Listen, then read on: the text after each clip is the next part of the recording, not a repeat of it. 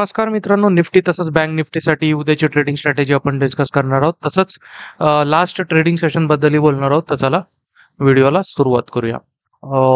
तर आपण इथं बघू शकतो की मार्केटमध्ये व्होलॅटिलिटी एक पॉइंटला फार आपल्याला बनताना दिसते की मार्केट एक फिक्स्ड रेंजमध्ये राहण्यासाठी फोर्स्ड राहत आहे दोन्ही साईडने. जर आपण इथं बघू शकतो की एक मेजर गॅपअप आपल्याला इथं मिळताना दिसला, पण इथून काही बाईंग इनिशिएट झाली नाही. इथं सेलरचा पलडा परत भारी भरला आपण इथं बघू शकतो. डाऊन साईडला मार्केट परत एकदा आलं आणि त्याच्यानंतर जर परत एकदा बघितलं तर इथून परत एकदा मोमेंटम मार्केटने घेतलेलं आपल्याला दिसत आहे. तर आपण इथं बघू शकतो की दोन्ही साईडने ना एक सर्टन प्रेशर आहे. डाऊन साईडने बायर्स भारी वरत आहे आणि अपर साईडला सेलर्स, आणि त्यामुळे एक पर्टिक्युलर रेंज जी 500च्या आसपास आणि डाऊन साईडला 350 पासून 400च्या आसपास आपल्याला बनताना दिसतीये.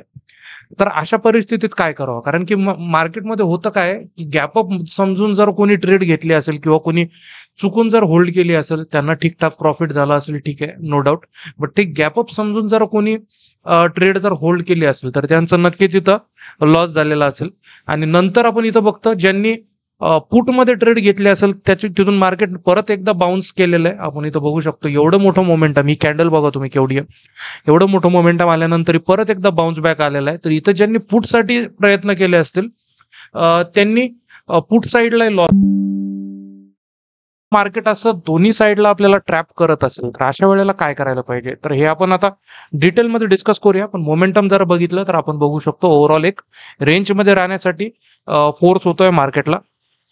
प्रिव्हियसली जर बघितलं म्हणजे शुक्रवारचं जर मोमेंटम बघितलं तर आपण बघू शकतो की एक साइडवेज मोमेंटम कंटिन्युअस होताना दिसलं, sideways to bullish. Bank nifty बद्दल बोलून घेऊया. बँक निफ्टीमध्ये जर बघितलं तर बँक निफ्टीने सरप्राइझिंगली अपोजिट बिहेवियर दाखवलेला आहे निफ्टीपेक्षा. आपण इथं बघू शकतो बँक निफ्टीने प्रिव्हियसली जेव्हा ही रेंज तोडली होती, मी क्लिअरली सांगितलेलं होतं की बऱ्याच दिवसांपासून या रेंजमध्ये आहे, या रेंजच्या वरती मोमेंटम पक्का आहे. आपण इथं बघू शकतो व्होलॅटिलिटी आपल्याला गुरुवारच्या सेशनमध्ये दिसली. अनलाईक निफ्टी, शुक्रवारी बँक निफ्टीमध्ये आपण बघू शकतो चांगलं मोमेंटम आला आणि मोमेंटम सस्टेन केलं आणि क्लोजिंग एक स्ट्रॉंग नोटला दिलेली आहे. ऑलमोस्ट एक 400-450 पॉईंट्सचं मोमेंटम आपल्याला बनताना बँक निफ्टीमध्ये दिसत आहे. तर आता नेक्स्ट ट्रेडिंग सेशनसाठी म्हणजे सोमवारच्या ट्रेडिंग सेशनसाठी आपली काय स्ट्रॅटेजी असायला पाहिजे, वन डेचा टाइम फ्रेम काय सांगतोय, मार्केट कशा प्रकारे मोमेंटम करू शकतं, आपल्यासाठी बेस्ट ऑपॉर्च्युनिटी कशी राहील, सगळ्या प्रोबॅबिलिटीज काय राहतील, ते सगळं आपण डिस्कस करूया.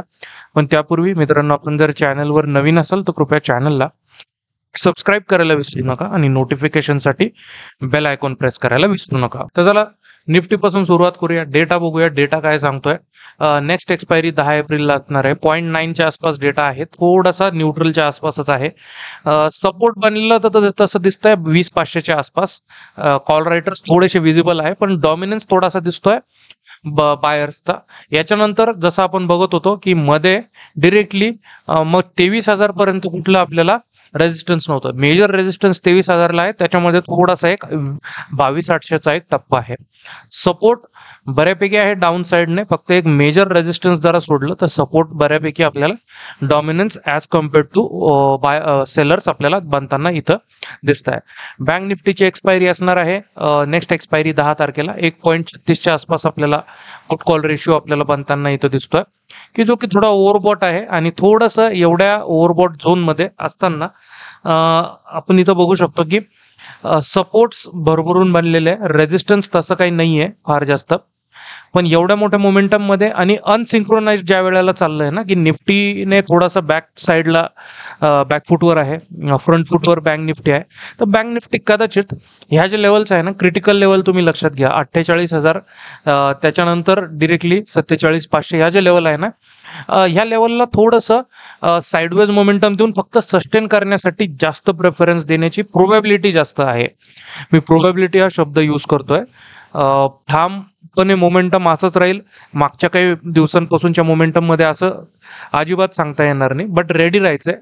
48,000 किंवा 47,500च्या लेवलच्या खाली जरा जाताना दिसलं तर तेव्हा काय ऍक्शन प्लॅन असला पाहिजे ते आपण चार्टवर डिस्कस करूया. पण लक्षात ठेवायची गोष्ट आहे की 48,000 आणि 47,500 या दोन क्रिटिकल लेवल आहे बँक निफ्टीसाठी.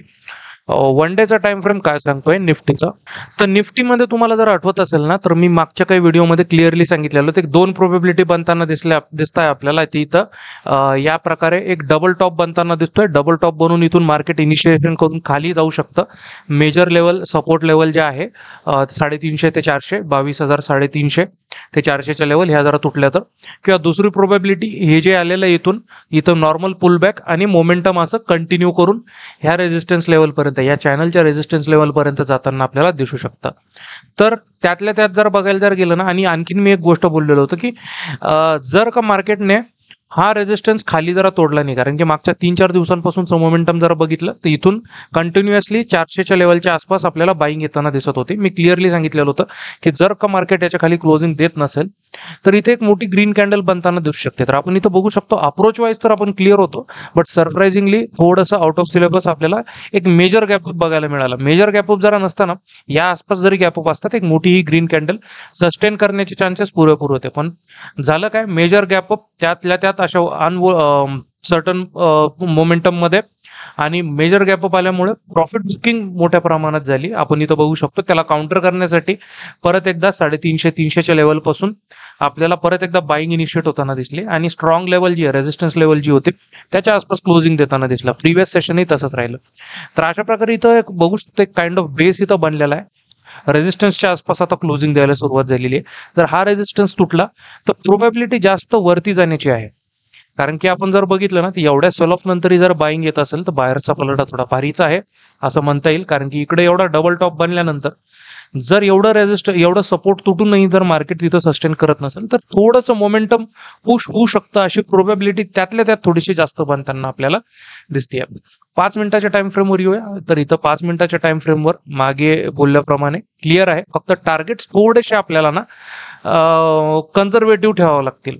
मोमेंटमचं मी बोलतोय नो डाऊट, पण वन डेच्या टाइम फ्रेमवरती, इंट्राडेच्या टाइम फ्रेमवरती आपल्याला टार्गेट्स थोडेसे conservative to be on safe side आपल्याला ठेवावं लागतील. तर पहिलं टार्गेट जर ही लेवल 20,500, 530, 540 ही जरा निघताना जरा दिसली तर 22,620 ही लेवल आपल्याला चांगली बनताना दिसू शकते.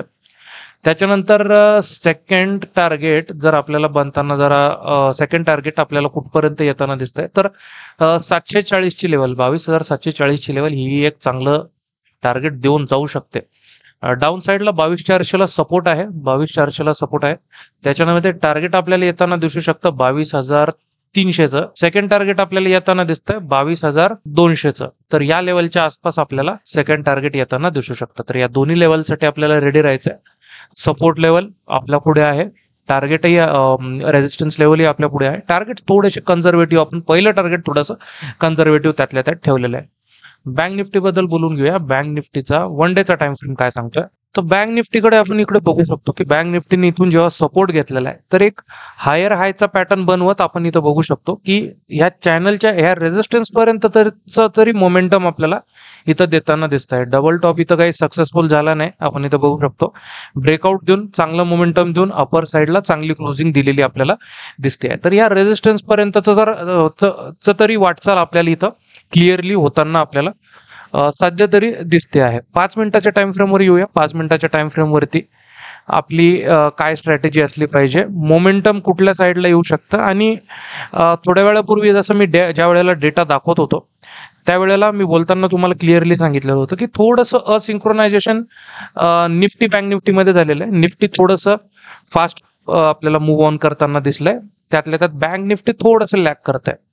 तर याच्यामध्ये सिंक्रोनायझेशन यायला कदाचित बँक निफ्टी जे आहे ना त्या रिझनमुळे 48,200च्या आसपास आपल्याला इथं सपोर्ट घेताना दिसू शकतं, आणि रेजिस्टन्स लेवल आपल्याला दिसते 48,660च्या आसपास. तर या रेंजमध्ये राहण्यास प्रिफर जास्तीत जास्त करू शकता. अपर साईडला टार्गेट कुठं दिसत आहे तर टार्गेट आपल्याला बनताना दिसत आहे 48,600, 650च्या नंतर डिरेक्टली 49,100च्या आसपास या रेजिस्टन्स लेवलपर्यंत. जर मार्केट या लेवलच्या वरती सस्टेन करताना दिसलं तर resistance level clearly note down करून घ्या. डाऊन साईडला सपोर्ट जसं मी बोललोय 48,200च्या आसपास. याच्या खाली जर येताना दिसलं तर परत एकदा मार्केटमध्ये आपल्याला या लेवलला बँक निफ्टी येताना दिसू शकतं 47,713ची लेवल. तर या लेवलसाठी आपण पुट साईडला ट्राय करू शकतो. बट मोस्ट प्रोबेबली हा नो ट्रेडिंग झोन म्हणूनच कन्सिडर करा. खूप शॉर्ट रेंज आहे, प्रेफर करू शकता, कारण की तगडे सपोर्ट बँक निफ्टीमध्ये बनलेले दिसत आहेत. रेजिस्टन्स त्या प्रमाणात नाहीये. सोमवारी तसं बऱ्यापैकी पिक्चर क्लिअर होताना दिसेल.